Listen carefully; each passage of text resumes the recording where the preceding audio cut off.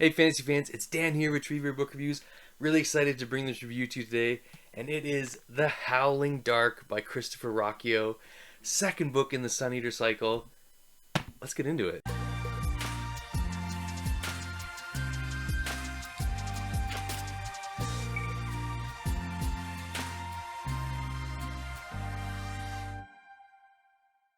Hey guys, welcome back. So yeah, another review, another sci-fi review, Suneater review, Howling Dark. So in this video, I'm gonna, it's gonna be, two parts. I'm gonna be doing a spoiler-free section for those of you who've read Empire of Silence and haven't yet read Howling Dark, but you just like, I mean, I don't know how you're humming and hawing about pick it up. It's great. But yeah, just a little kind of spoiler-free synopsis of what's going on, kind of set the tone. And then I'm going to do a second half where I really kind of break the book down and talk about the things I liked, I didn't like, and then give you my overall ranking based on my new ranking system. So, alright guys, again, if you like the channel, you like what I'm doing, you like the videos, please like, comment, and subscribe. We're getting up there in subs. I'd love to hit 1,000 subs this year, so please like and comment. Join the Discord, and yeah, let's get on with the review. All right, so Howling Dark. So Howling Dark is actually, there's a pretty big time jump between Empire of Silence and Howling Dark. So this book, you're meeting Hadrian Marlowe. You're still back in the head of Hadrian Marlowe, and it's about 40 odd years since the events of Empire of Silence. So as if you guys have obviously hope spoilers for Empire of Silence, guys. There's going to be spoilers for that in this section, probably in the end from going forward in the rest of the review. Hadrian was leaving Imesh to, become kind of like a mercenary, and he's going to be, looking to take the Cielcen captives that he had, to Vorgossos or Vorgossus, I think Vorgossos, to, to form a peace treaty with the Cielcen. So that's where we kind of left off. He's had about, the 40 years since he meshed, he spent about 12 of them actually awake, and the rest in cryonic fugue, which is, where they kind of freeze you and, preserves your body. And so him and Basandalin, Valka, and then his other, the other members of the Red Company, they are still on that mission to try and find Vorgossos, where they can take the Cielcen to, create this peace treaty. So it's it's a very interesting book. So a lot of things have happened for Hadrian in this time. 40 years is a long time. A lot of things can happen. Space travel takes a long time. So there's a lot of new relationships that Hadrian is exploring. He's still his melodramatic self. He's trying to, stick to this mission. Like, he's still a young man at this time in his life. He's 35 years old, and if you aged him up 12 years. So he's still 35, still a young guy, especially young in the sense of how long his life really is. And, he's still grappling with this this task, this mission he has. And I think with Hadrian, he's a real optimist at this stage of his life. And, you see him, struggling with, this mission, because he's the one who really wants to go ahead with the mission. And it's been 40 years since, for some of the other people on this missions, like Basandalin, a new character you meet, Jinan, and they're kind of like ready to pack it in and cut their losses and go back. And Hadrian's like, no, we have to finish this mission. We need peace. We need to finish this war, or bring this war to an end.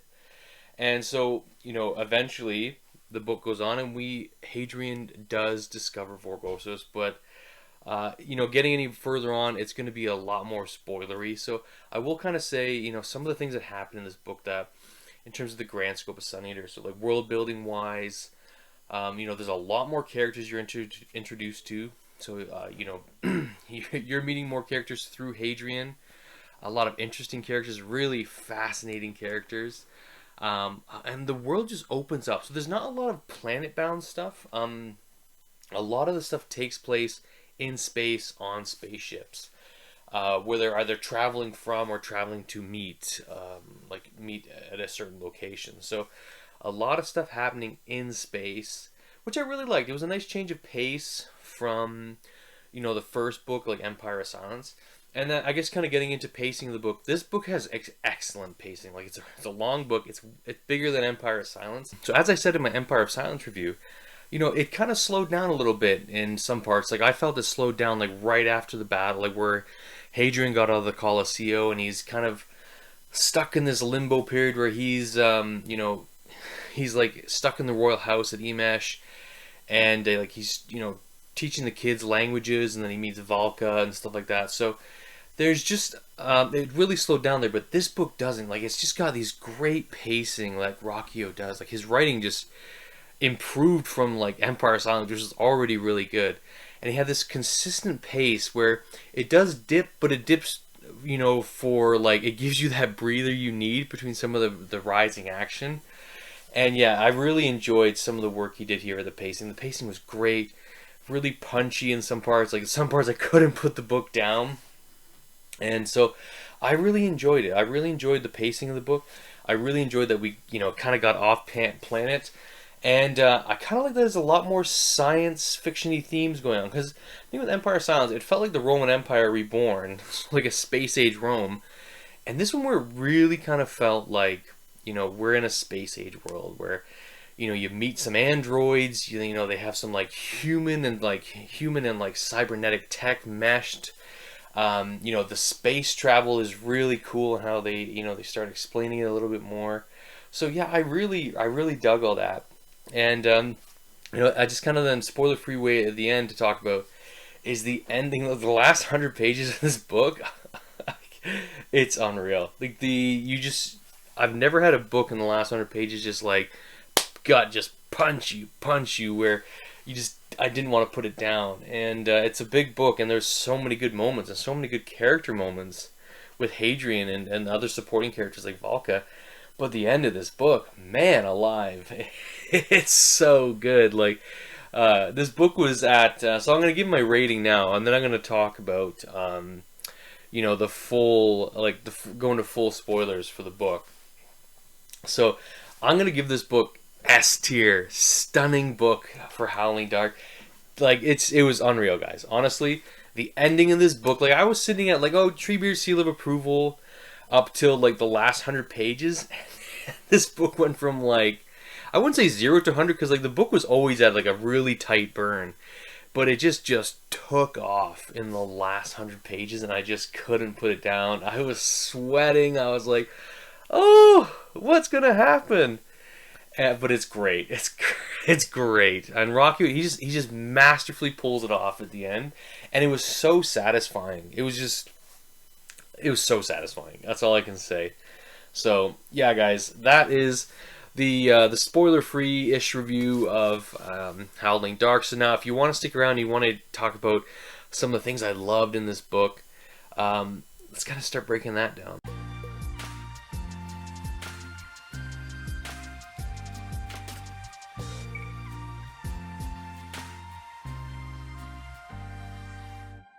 Alright guys, so if you stuck around here, be prepared for full Howling Dark spoilers. Let's just deep dive into this book. So, again, as I said, Hadrian wakes up from fugue. He's been in fugue for a few years now. And it talks about, you're learning about what's happened to him since he's left Emesh. So they're still on this, they're still on this quest to find Vorgosos, but they've had no real leads, and they've kind of just come like a mercenary band. So like the Red Company. So like Hadrian's old like gladiator friends like Switch, Gen, rest in peace Gen. I said there's gonna be spoilers. Polino, like Valka's there. So the Red Band has grown because they're on 3 ships now, like the Mistral, the Balmung. I can't remember the other one, but like they're all really cool names of these ships. But, they're kind of stagnated a little bit. They've talked about how they've been this mercenary band. They've won these battles, and they've beat this other, like, mercenary lord, took over his ship. And so, but, they still have these Sea Elves and prisoners, and, like, they just need to finally, like, figure out what to do with them. And so Hadrian's had some real good growth in this book. Like, he's in a relationship with one of the captains, Jinan. She's one of the captains on one of the ships. and they're in actually a pretty loving relationship. You kind of left in like Emperor Silence with Hadrian having this like kind of infatuation with Valka, and you're not really sure where that's going to go, but you're hoping it goes somewhere. And then you open this new book 40 years later, and he's not in a relationship with Valk. He's in a committed relationship with this other character, and it was really good. I really enjoyed the relationship. It's nice to see that like I like that what Ruocchio did, where Hadrian's not just pining over Valka. He's like, oh, Valka, he's moved on with his life a little bit. He knows that, she's just going to be a good friend, and they're going to be intellectual. They'll have an intellectual relationship, but it may not be like a sexual or romantic one, which is fine. Which is shows Hadrian growing up a bit, being more of an adult, and not being kind of like a moonsick, like a moonstruck lover, which I really liked. I really liked that Ruocchio did that. So then they get a lead to figure out where like Vorgosos is. Hadrian meets the Painted Man, and man, this was just creepy. It was so creepy with this guy. Like, he was like a homunculus, and he was just like described so eerie, and just he was like almost like a failed experiment kind of thing, and he was made for this purpose to like shock and awe. And so he was on this planet that had been wounded by a Cielcen attack, and he's kind of like just like a crime lord there. And there was like hints from all the investigation they've done up till now that he knows the location of Vorgosos, or like March Station.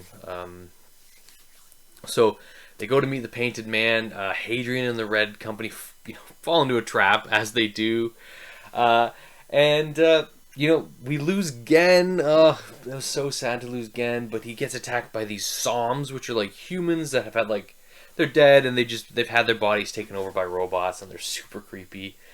And Hadrian gets captured by the Painted Man. They have a confrontation. Hadrian kills him, takes his pad or his folio, and then they figure out where March Station is. And so he's coming back, and all the other captains like Commander Lin, Jinan, Octavia. So they're like the three captains, and Hadrian is a commander in the Red Company. And he's like, yeah, we have this pad. We know where we might know where March Station is. So let's go. We can go to Vorgosos. And they decide no. They're like, no, we're not going to do it, Hadrian. Your mission's over. We're going back. We're going to meet up with the Empire, our forces. And I'm sorry, we're done with this mission. And Hadrian, Hadrian being Hadrian, he can't take no for an answer. He's still got that Palatine blood. He's on this kind of crusade in his mind. And he betrays them. So Hadrian betrays them. He steals Tanaran, who is the Cielcen like lord, who was in Fugue. Steals him from one of the ships, and he makes a deal with one of her name's Captain Octavia, as I mentioned earlier. She had she was a mercenary who became a captain of one of the ships that they had taken from like a previous engagement. So Hadrian, Valka, and some of the other members of the Red Band, like the Red Company, take Tanaran, and they go to March Station to find, like, they just keep following these breadcrumbs to Vorgosos. So eventually, they do get there. They get to March Station, and then they buy passage to Vorgosos using Tanaran's blood to take the Enigma of Hours to Vorgosos. So that was really cool. The Enigma of Hours is this eerie ship that is like 100 kilometers long that just engulfs their ship. So like it takes in their ship, and just to, like, their ship was 2 kilometers long, if you like picture that. And then there's this other ship that's 100 kilometers long, and then there's even bigger ships that you meet. It's crazy. So eventually they take the Enigma of Hours to Vorgosos. It's a dark planet, and so they get to Vorgosos, and they meet the Undying, the leader of Vorgosos, which is Karn Sagara. So Karn Sagara is, one of these ancient heroes that Hadrian has looked up to for, he's like 15,000 years old. He's this mesh of android and human, and he's he's eerie. Like, their first meeting when he meets Karn, oh my gosh, like, I really hope this book gets made into a show or a movie, because I had this such a vivid picture in my mind, and it was so eerie and so well done, and it was great. Like this character of Karn Sergara is so fascinating, where he's this ancient being who's like become immortal in a sense. And, well, he is immortal. He's 15,000 years old, hasn't died yet, and he's just this wise old sage. But he's also, he's lived so many lives, or lived such a long time, that he's transcended humanity. And Karn's a really interesting character, and I really enjoyed his character actually, and how he meshed with Hadrian, who's a really young upstart, like full of like piss and vinegar kind of character, and he's just on this quest, and Karn's like, it means nothing to me. Your quest means nothing. The lives of people mean nothing. This war you're in means nothing. You're not gonna sway me. So eventually, Karn takes Tenavarin or Tenavarin. His name's so hard to say. And so he takes the Cielsen from Hadrian, and Hadrian and Valka are stuck then as his prisoner, and all the while Karn's like taunting him and trying to egg Hadrian on, but he's also kind of then fascinated a little bit by Hadrian. And so this book then like kind of goes on where Hadrian's like, okay, I need to get out of here, out of Vorgosos, need to get my Cielsen friend back. And so him and Valka kind of go on like a little quest, little mission on Vorgosos, and they find this garden where there's these, Karn is just cloning himself, and there's these kids everywhere, and it gets really creepy. It is almost a lot like it's I compare this book as like a catabasis, so like a going down, like a descent for Hadrian. So he almost descends then into the bowels of Vorgosos. Hadrian goes and meets the Maricani or Maricanii, where he meets brethren, and my goodness, this section is eerie, and he pretty much, brethren just shows these visions to Hadrian, and it was wild, and Hadrian saw his death over and over again, and saw his life. And so the Maricani was like, it's this artificial intelligence that surpassed humanity, and developed all these crazy weapons from like ancient Earth. So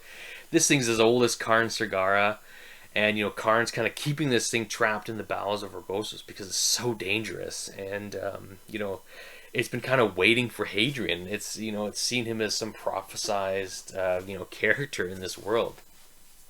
It's really good. This section is really good, really engaging, and then it's creepy, and then it all kind of comes to a close because Karn captures him and Valka and imprisons them. But you're thinking, oh god, like Hadrian's dead. Karn's just gonna kill him, but Brethren says, no, you have to leave him alive. He has a bigger role to play, and your life will depend on it. And so that's pretty much happened. Like Karn gets captures Hadrian and Valka. They spend months in captivity, and then eventually Hadrian, he gets betrayed. He gets betrayed by Switch, which I did not expect, did not see coming, and he gives their position away to Bisander Lin. And this is something I didn't talk about, the duel between Bisander Lin and Hadrian earlier. Oh my god, that was epic. I was like, oh. And then he cuts off Bisander Lin. So that's going back, now coming forward.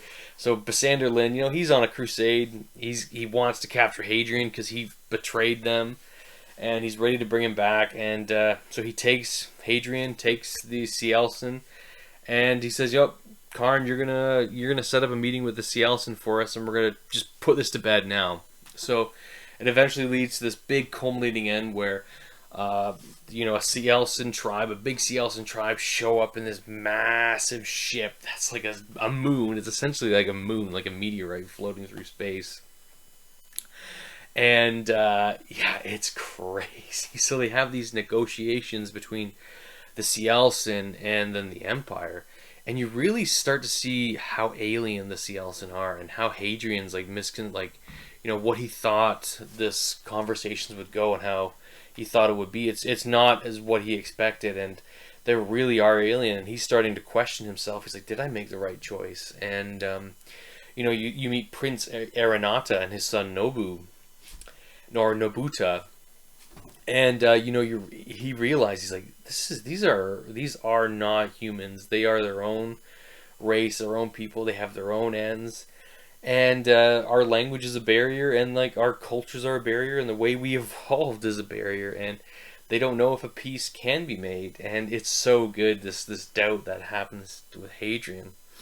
So these talks have been going on, and then pretty much what happens, Basander Lin kind of like made a deal with another general, and this other general shows up and just antimatter nukes the Cielson ship, just wiping them all out, and except for the ones that are on the ship with Hadrian that are doing the negotiations. Then Basander Lin shoots Karn Sagar in the face, kills him, and you're just like, holy crap! And this is the ending, guys, where it just takes off in the last 100 pages, where the Cielson forces are now fighting the Empire forces, and they're trying to escape they're having the peace negotiations on Karn Sagar's ship, and Karn Sagar had some of his clones with him too, like his clone children.